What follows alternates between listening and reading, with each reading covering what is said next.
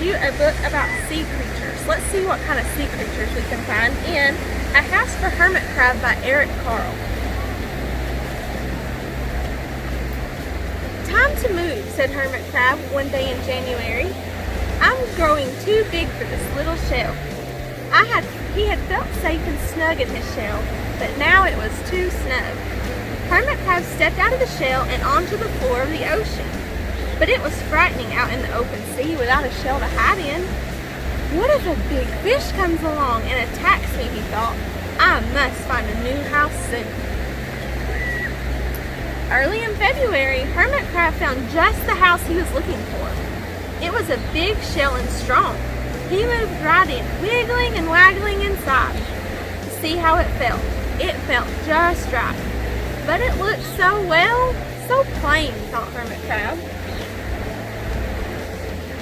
In March, Hermit Crab met some sea anemones. They swayed gently back and forth in the water. How beautiful you are, said Hermit Crab. Would one of you be willing to come and live in my house? It is so plain, it needs you. I'll come, whispered a small sea anemone. Gently, Hermit Crab picked it up with his claw and put it on his shell. In April, Hermit Crab passed a flock of starfish moving slowly along the seafloor. How handsome you are, said Hermit Crab. Would one of you be willing to decorate my house? I would, signaled a little sea star. Carefully, Hermit Crab picked it up with his claw and put it on his house. In May, Hermit Crab discovered some coral. They were hard and didn't move. How pretty you are, said Hermit Crab. Would one of you be willing to come help make my house more beautiful? I would, creaked a crusty coral. Gingerly, Hermit Crab picked it up with his claw and placed it on his shell. In June, Hermit Crab came to a group of snails crawling all over a rock on the ocean floor. They grazed as they went, picking up algae and bits of debris, and leaving a neat path behind them. How tidy and hard-working you are, said Hermit Crab. Would one of you be willing to come help clean my house? I would, offered one of the snails. Happily, Hermit Crab picked it up with his claw and placed it on his shell. In July, Hermit Crab came upon several sea urchins. They had sharp, prickly needles. How fierce you look, said Hermit Crab. Would one of you be willing to protect my house? I would, answered a spiky sea urchin. Gratefully, Hermit Crab picked it up with his claw and placed it near his shell. In August, Hermit Crab and his friends wandered into a forest of seaweed. It's so dark here, thought Hermit Crab. How dim it is, murmured the sea anemone. How gloomy it is, whispered the starfish. How murky it is, complained the coral. I can't see, said the snail.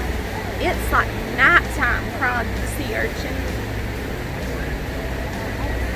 In September, Hermit Crab spotted a school of lanternfish darting through the dark water.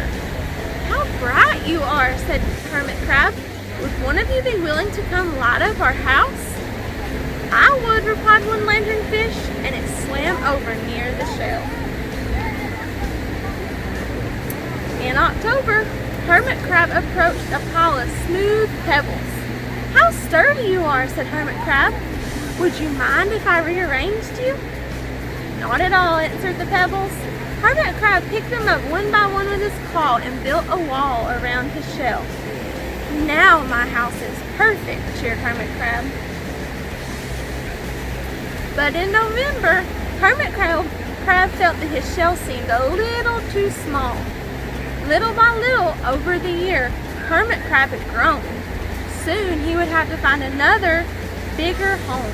But he had come to love his friends, the sea anemone, the starfish, the coral, the sea urchin, the snail, the lanternfish, and even the smooth pebbles. They have been so good to me, thought Hermit Crab. They are like my family. How can I ever leave them? In December, a smaller hermit crab passed by. I have outgrown my shell, she said. Would you know of a place for me? I have outgrown my house too, answered Hermit Crab. I must move on. You're welcome to live here, but You must promise to be good to my friends." "I promise," said the little crab.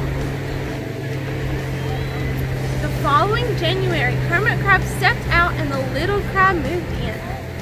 "Couldn't stay in that little shell forever," said Hermit Crab as he waved goodbye. The ocean floor looked wider than he had remembered, but Hermit Crab wasn't afraid. Soon he spied the perfect house, a big empty shell. It looked, well, a little plain, but sponges, he thought. Barnacles, clownfish, sand dollars, electric eels. Oh, there are so many possibilities. I can't wait to get started.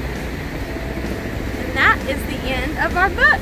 Don't forget to take your AR test on A House for Hermit Crab by Eric Carle. Bye guys, see you soon.